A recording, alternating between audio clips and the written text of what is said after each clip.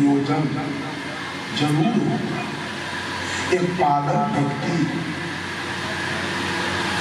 अगर एक पागल व्यक्ति कहीं जा रहा है तो उसके पीछे भी प्रयोजन है, उसके पीछे भी उद्देश्य है, उसके पीछे भी रहस्य जानना। एक चिड़िया कहीं उड़ के जा रही है तो उसके पीछे भी प्रयोजन है। एक बाघ सिंह भी कहीं जा रहा है, एक सर्प भी कहीं जा रहा है, तो बिना प्रयोजन के नहीं, उसके पीछे प्रयोजन। आप तमाम लोग माता बहनें भाई बंधु इस सत्संग पंडाल में आके बैठे हैं, आपके पीछे क्या प्रयोजन है? आपके पीछे आने का क्या उद्देश्य है? तो हर मानव के जीवन में तीन बातें अपेक्षित है, चाहे वो हिंदू हो, चाहे मुसलमान हो, चाहे सिख हो अथवा ईसाई हो, नारी हो चाहे पुरुष हो, सबके जीवन में तीन बातें अपेक्षित है। और वो है, हर एक व्यक्ति अपने जीवन में सुख चाहता है और हर एक व्यक्ति अपने जीवन में शांति चाहता है और हर एक व्यक्ति अपना सद्गति चाहता है। इसमें इतने लोग बैठे हैं, कोई है नरक जाने वाला? हाथ उठाइए तो कोई नरक जाने वाला नहीं है।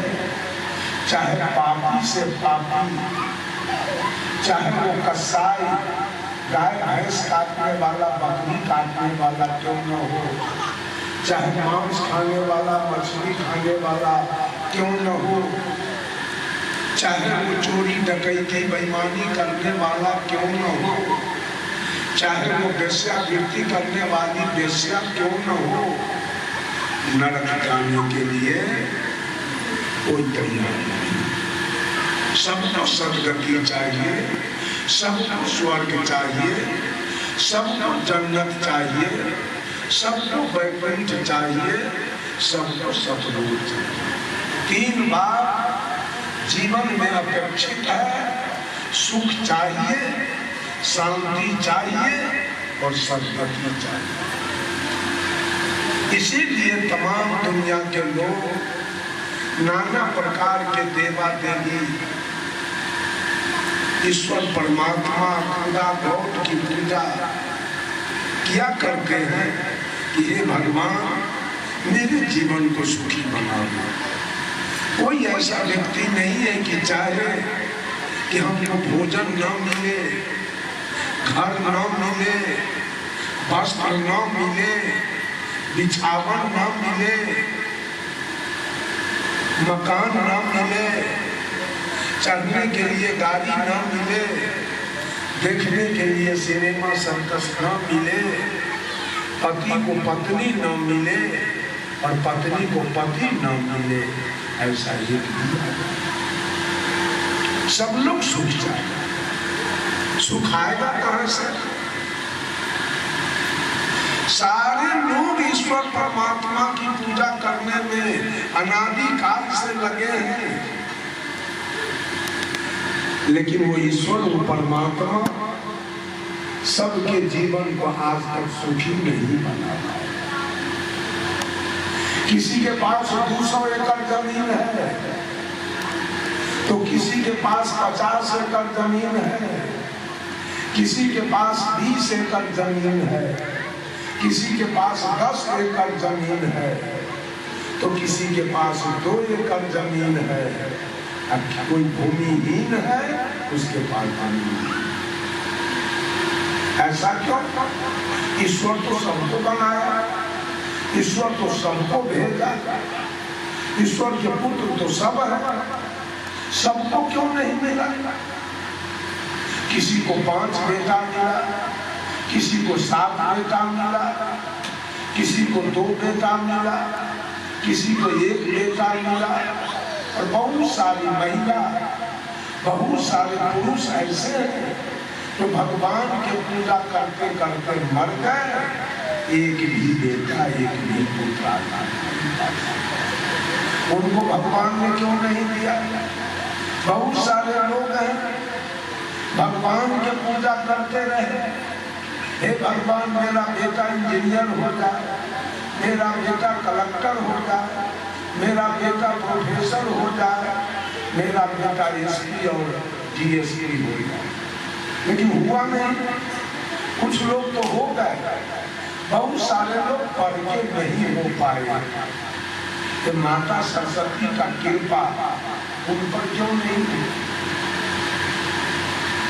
बहुत सारे लोग बैजनाथ धाम गए, हे भोला बाबा हमको मकान मिल जाना चाहिए, तो बहुत सारे लोग 5 महल के, 20-20 महल के, 50-50 महल के मकान में है। किसी को 2 महल 1 महल का मकान मिला, कोई एस्बेस्टस में है, कोई टीन के चदरा में है, कोई खपड़ा में है, कोई फूस में है। सबका मकान भी परमात्मा ने नहीं दिया। आखिर ये परमात्मा है क्या? मांगा किससे जाए? देगा कौन? एक पिता के मान लिया जाए। विजय सिंह जी के 3 पुत्र हैं, उनकी पत्नी अभी है। तीनों पुत्र पर उनका ध्यान, उनके मम्मी का ध्यान तीनों पुत्र पर है कि मेरा तीनों पुत्र सुखी रहे, स्वस्थ रहे, संपन्न रहे। ऐसा नहीं उनके दिल दिमाग में कि मेरा एक बेटा भिखारी है। कभी एक भगवान ऊपर में बैठा है, सब लोगों ने कहा, मैंने मुसलमान से भी पूछ के देखा भगवान कितने हैं? कहा एक, अल्लाह एक है। हिंदू से पूछा भगवान कितने हैं? कहा एक है। सिख से पूछा भगवान कितने हैं? एक है। और ईसाई से पूछा भगवान कितने हैं? तो एक है। चारों ने कहा भगवान एक है, और चारों की जो क्रिया है उसमें कहीं मेल नहीं है। चारों के क्रिया में मेल नहीं है, और चारों कह रहा है ईश्वर एक है। एक भी हिंदू के क्रिया मुसलमान को पसंद नहीं है। मुसलमान मंदिर नहीं जाएगा, वो भगवान को शीश नहीं नवाएगा, वो जल नहीं चढ़ाएगा, वो रामायण नहीं पढ़ेगा, वो गीता नहीं पढ़ेगा, वो वेद पुराण स्मृति उपनिषद नहीं पढ़ेगा। और एक भी हिंदू मस्जिद जाने के लिए तैयार नहीं है। वो कुरान, जबूर, इंजिल, हदीस नहीं पढ़ेगा, वो ईद बकरीद नहीं करेगा हिंदू कभी भी। एक भी सिख गिरजा घर जाने को तैयार नहीं है, और एक भी ईसाई गुरुद्वारा आने को तैयार नहीं है। बात है क्या? ईश्वर है कहाँ? साहब कबीर ने स्पष्ट कह दिया, एक कहो तो है नहीं। अगर एक कहते हो कि परमात्मा एक है तो अभी दिखाओ। एक कहने वाले अगर सत्य बोलते हैं कि भगवान एक है, तो मैं कहता हूं मुझको अभी वो आदमी दिखा दे कि भगवान क्यों है। सारी दुनिया झूठ बोल रही है ईश्वर के बारे में, कहीं सच्चाई नहीं। कोई आदमी बताएंगे ईश्वर के बारे में, वो कैसा है, कहाँ है, क्या करता है? कोई नहीं बताएगा। साहब कबीर कहते हैं एक शब्द में, हंसा तू तो सबल था, हल्की अपनी चाल, रंग कुरंगे रंगिया त्योर किया लगवा। अरे हंस, जिस दिन तू मां के गर्भ से बाहर आया था, उस दिन तेरी चाल बड़ी निराली थी। तुम्हारे अंदर कोई जातीयता की भावना नहीं थी, कोई सांप्रदायिकता की भावना नहीं थी, कोई छुआछूत की भावना नहीं थी, कोई नीच ऊंच की भावना नहीं थी, कोई अवर्ण सवर्ण की भावना नहीं थी। उस दिन तुम चोर, लबड़ा, लंपट, बेईमान भी नहीं थे। उस दिन तुम मांस, मछली, तारी, दारू, गांजा, भांग, बीड़ी, सिगरेट, पान, सुपारी, शिखर, पराग, जर्दा, किमान भी नहीं खा रहे थे। उस दिन न तो हिंदू थे, न मुसलमान, न सिख थे, न ईसाई। उस दिन तुमको भगवान का भी जरूरी नहीं था। जो लड़का जन्म लिया है, जो 6 महीना का है, 2 महीना का है, जो 1 साल का है, वो मंदिर नहीं जाएगा। भगवान से उसकी कोई जरूरी नहीं है, भगवान को भी नहीं खोजेगा। और वो लड़का बिल्कुल ईमानदार है, साधु से कम नहीं है, तो कोई गलत काम नहीं करेगा। सदगुरु कबीर कहते हैं, हंसा तू तो सबल था, जिस दिन तू मां के गर्भ से आया था बाहर, तू बिल्कुल सबल था। उस दिन तू होश में था। आज मानव जवानी आने के बाद बेहोश हो। लोग कहते हैं बच्चा तो ये बच्चा बेहोश है। नहीं, कबीर ने कहा यही बच्चा तो होश है। बेहोशी तो जवानी में आ। आप जवानी में चोरी करेंगे, आप जवानी में दूध में पानी मिलाएंगे, आटा में चोकर मिलाएंगे, घी में डलडा मिलाएंगे, चावल में कंकर मिलाएंगे, दलाली करेंगे, घूस लेंगे, किसी के बेटी बहू के साथ छेड़खानी करेंगे, बीड़ी पिएंगे, सिगरेट का। जब शरीर का विकास हुआ, जवानी आई, तो सारे कुकर्म मानव करना शुरू कर। हंसा तू तो सबल था, हल्की अपनी चाल, लेकिन आज तेरी चाल हल्की हो गई है। जवानी आने के बाद सारे कुकर्म मनुष्य भगवान को खोजते हैं जवानी में। बुढ़ारी लोग बच्चा, आज भी गाय को भगवान नहीं चाहिए, भैंस को भगवान नहीं चाहिए, हाथी को भगवान नहीं चाहिए, घोड़ा को भगवान नहीं चाहिए, ऊंट को भगवान नहीं चाहिए, गधा को भगवान नहीं चाहिए। भगवान चाहिए बेईमानों को, जो बेईमानी करने वाले हैं, जो आटा में चोकर मिलाने वाले हैं, जो घी में डलडा मिलाने वाले हैं, जो चावल में कंकर मिलाने वाले हैं, जो दलाली खाने वाले हैं, जो घूस खाने वाले हैं, जो बेईमानी करने वाले हैं, जो चोरी करने वाले हैं, जो मांस खाने वाले हैं, जो मछली खाने वाले हैं, जो तारी दारू पीने वाले हैं, जो पर स्त्री गमन करने वाले हैं, उनको भगवान चाहिए। हम लोगों को भगवान नहीं चाहिए। क्या करेंगे भगवान लेके? 65 वर्ष का उम्र मेरा हो गया, लेकिन आज तक मैं एक चीटी को नहीं माना। आज तक मिलावटबाजी की बात छोड़ दीजिए। आज तक मेरे जीवन में कोई कुकर्म नहीं है। 1 पैसा मैं किसी का नहीं लिया हूं, ऐसे किसी का दलाली घुसखोरी नहीं। कभी मैं बीड़ी, खैनी, सिगरेट, गांजा, भांग, तारी, दारू, मांस, मछली का हाल नहीं जानता हूँ कैसा होता है मांस मछली। तो फिर मैं भगवान के पीछे क्यों जाऊं? भरोसा की क्या आवश्यकता है?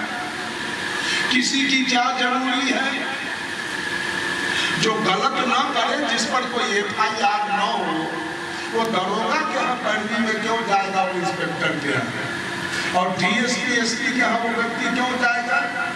जिस पर कोई FIR ना हो, जिस पर कोई गड़बड़ी ना हो, जिस पर कोई इल्जाम ना हो, जो कभी गलत नहीं करता हो, भगवान के पीछे क्यों जाएगा? ये सारे भगवान मानव के द्वारा निर्धारित हैं। मनुष्य ने इसका उद्घाटन किया। भगवान का उद्घाटन किसने किया? मनुष्य ने।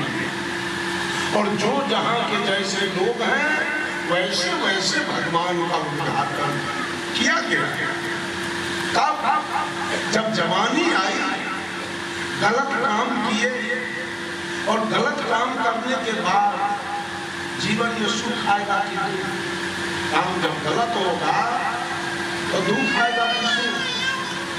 विपत्ति आएगी, गलत काम आपने किया है, पकड़ा गए, विपत्ति आई, पुलिस आ गई, अब आप पर डंडा चार्ज होगा, आप जेल जाएंगे, आजीवन कारावास होगा, फांसी की सजा होगी। उस समय में, विपत्ति के समय में, ये मानव भगवान को, उस समय भगवान का उद्घाटन होगा। अगर आप गलत न करें, विपत्ति न आवे, तो भगवान की कोई आवश्यकता नहीं पड़ेगी। अभी भी अगर आप रात्रि में कहीं चलते हैं, आते आते 12 बज गया रात, आगे श्मशान है, आपको डर हो गया भूत प्रेत के, आप तुरंत उस समय भगवान को पुकारते हैं। विपत्ति आई और भगवान को आपने पुकारा, जय हनुमान ज्ञान गुण सागर, जय कपीस तिहु लोक उजागर, रामदूत अतुलित बल धामा, अंजनी पुत्र पवन सुत नामा। और आप अपने घर चले आए, सब कुशल। अब होगा हनुमान चालीसा की बंद हो गए, अब जरूरी नहीं हम पहुंच गए अपने घर, अब हनुमान जी की कोई आवश्यकता नहीं है, अब आप चले जा सकते। हनुमान जी अब चल जाए। ठीक उसी प्रकार से जब आप सुरक्षित हैं तो भगवान की कोई आवश्यकता नहीं। अभी आप सही से सोए हुए हैं, आपके घर को चारों तरफ से चोर डकैत घेर ले, तुरंत अगर आवाज नहीं लगाएंगे तो मन ही मन भी जरूर आप भगवान को पुकारेंगे, हे भगवान अब आकर मुझको बचाओ, अब चोर डकैत चारों तरफ से। भगवान का उद्घाटन होता है विपत्ति में। सारे लोगों ने भगवान का उद्घाटन किया। कितने भगवान हैं दुनिया के अंदर? कोई जाके बताइए तो। भगवान कितने हैं? यूपी का भगवान अलग है और बिहार का भगवान अलग है, हरियाणा का भगवान अलग है, पंजाब का भगवान अलग है, मध्य प्रदेश का भगवान अलग है, और गुजरात का भगवान अलग है, और महाराष्ट्र का भगवान अलग है, आसाम का भगवान अलग है, और नागालैंड का भगवान अलग है। जहाँ के जैसे लोग हैं वैसे वैसे भगवान का उद्घाटन किया गया। रूस के भगवान अलग है और अमेरिका के भगवान अलग है, चीन के भगवान अलग है, नेपाल के भगवान अलग है, और भारत के भगवान अलग है। और लोग जहाँ के जैसे जैसे हैं वैसे वैसे भगवान का उद्घाटन लोगों। अगर परमात्मा होता, अच्छा जिस दिन हम लोग जन्म लिए थे माँ के गर्भ से, उस दिन क्या थे? हिंदू की मुसलमान, सिख है, ईसाई, क्या थे हम लोग? माथा में सीखा था की जन्म के दिन, सुन्नत था, खतना, पंचकटार था, बपतिस्मा था, कुछ नहीं था। जन्म के दिन कभी नामधारी सिंह दिनकर ने लिखा है, मैं कहता हूं अगर विधाता नर को अपने मुट्ठी में भरकर कहीं फेंक दे ब्रह्मलोक से इस भूमंडल पर, फिर भी मनुष्य विभिन्न जातियों में यहाँ आएगा। नीचे है क्यारियां बनी तो भला बीच का है। और साहब कबीर ने कहा, आए एक के देश से उतरे एक के घाट, हवा लगे ये देश के हो गए। जन्म के दिन न हम हिंदू थे, न मुसलमान थे, न सिख थे, न हम ईसाई थे। लेकिन कुछ लोगों ने नौवा ब्राह्मण को बुला के, मुंडन करा के, एक टीकी छोड़वा के हमको हिंदू बनाया। कुछ लोगों ने मौलवी को बुला के, खतना करा के हमको मुसलमान बनाया। कुछ लोगों ने गुरु जी को बुलाकर और पंच कटार कराकर हमको सिख बनाया। और कुछ लोगों ने पादरी जी को बुलाकर हमारा बपतिस्मा कराकर हमको ईसाई बनाया। जो लोग हिंदू बन गए वो मंदिर बना दिया, जो मुसलमान बन गए वो मस्जिद बना दिया, जो सिख बन गए वो गुरुद्वारा बना दिया, और जो ईसाई बन गए वो गिरजाघर बना दिया। हिंदू के मंदिर में कीर्तन हो रहा है, रामा रामा हरे हरे, हरे कृष्णा हरे हरे।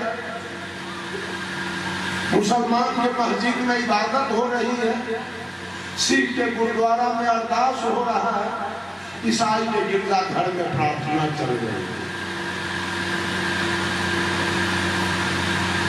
हिंदू के भगवान अरवा चावल, बतासा और तुलसी के पत्ता खाते हैं। मुसलमान के अल्लाह बकरी, भेड़ी, मुर्गी, गाय, भैंस, ऊंट, दुम्मा खाते हैं। सिख के भगवान मरा हुआ खाते हैं, और ईसाई के भगवान गाय और सूगर दोनों खाते हैं। एक आदमी हिंदू से पूछा, आपके भगवान क्या खाते हैं? तो पंडित जी कहा कि मेरा भगवान अरवा चावल, बतासा और तुलसी के पत्ता खाता है। ताकि ठीक आपके भगवान का लीवर खराब है। हिंदू के भगवान के लीवर खराब है, पेट खराब है, वो बतासा खाता है। जो बतासा पानी देखते गल जाए वो खाता है हिंदू के भगवान। मुसलमान से पूछा आपका अल्लाह? वो कहा मेरा अल्लाह तो बकरी, मुर्गी, गाय भैंस, ऊंट, दुम्मा सब खाता है। कहा बाप, आपके अल्लाह का लीवर मजबूत है, वो सब कुछ पचा लेता है। लेकिन मौलवी साहब, आपके अल्लाह का भी लीवर उतना मजबूत नहीं है। कैसे? तो शुगर में चर्बी होता है ज्यादा, वो अल्लाह के लीवर पर पास नहीं करता।